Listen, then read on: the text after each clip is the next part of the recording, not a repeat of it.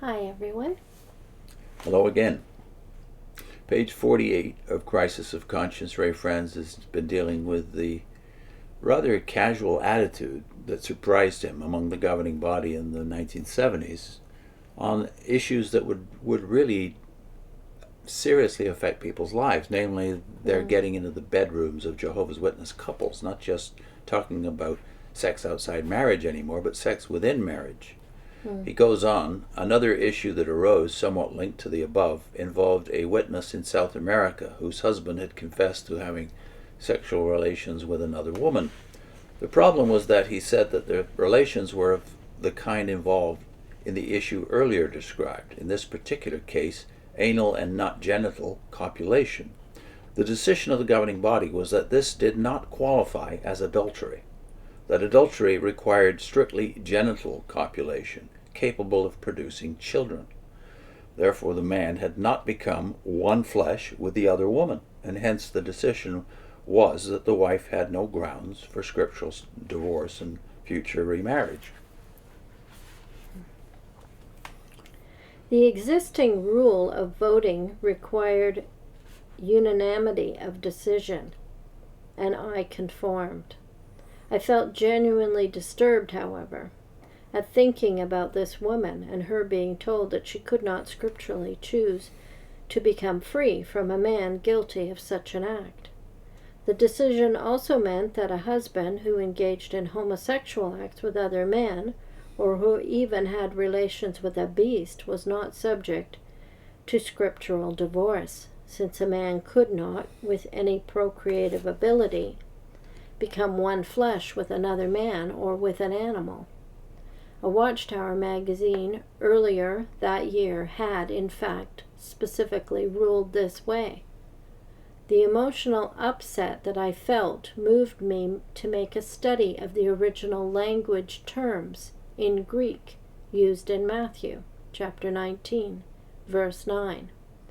The Society's New World Translation there presents Jesus as saying, "I say to you that whoever divorces his wife, except on the ground of fornication, and marries another, commits adultery." I just found this unbelievable, because they at least should know that the Old Testament said that these were capital crimes, and that someone could be put to death for them, but they can't get divorced. Yeah, read Leviticus 18, among other passages, where these sins, including bestiality, are put before us, and God explicitly says, because of these abominations, I am commanding the destruction of the Canaanites totally. So it's very obvious, if it's that serious, that they're called abominations and worth death penalty, that this looks a lot like legalism at this point, doesn't it? Yeah, it certainly does.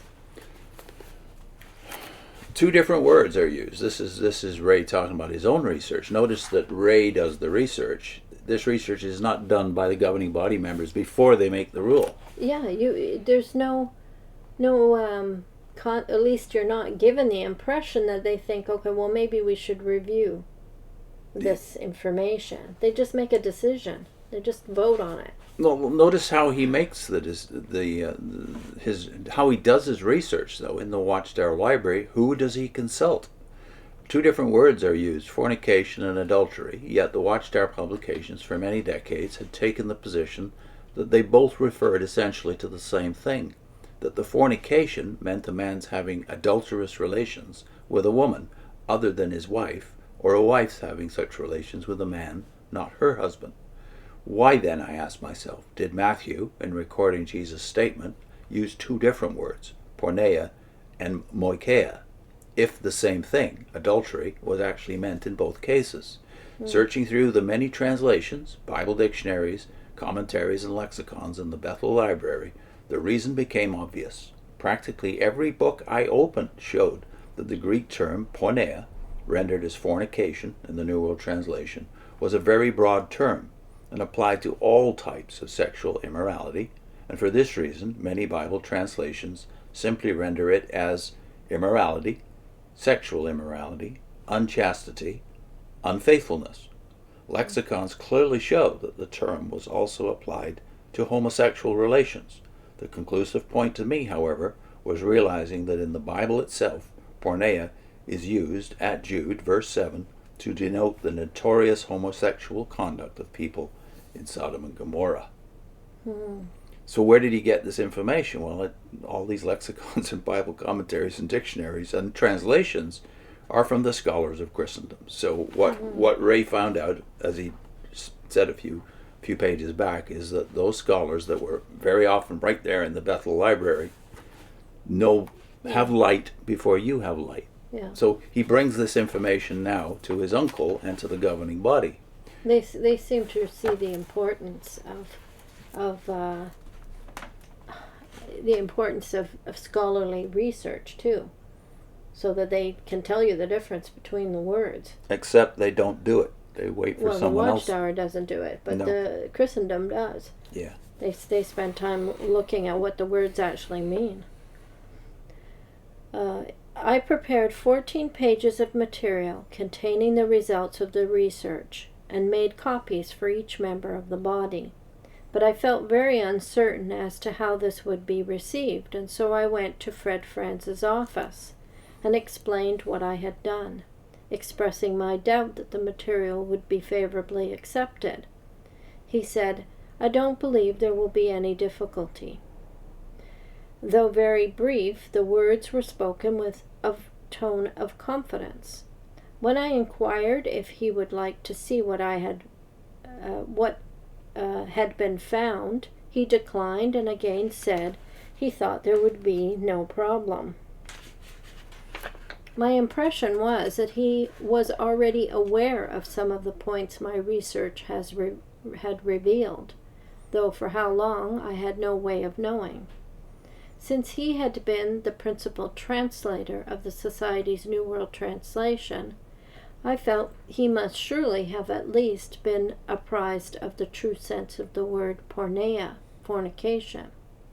When the matter came up in the governing body session, the material I submitted was accepted, Franz having expressed his support, and I was assigned to prepare articles for publication in the Watchtower, presenting the changed stand this would bring about.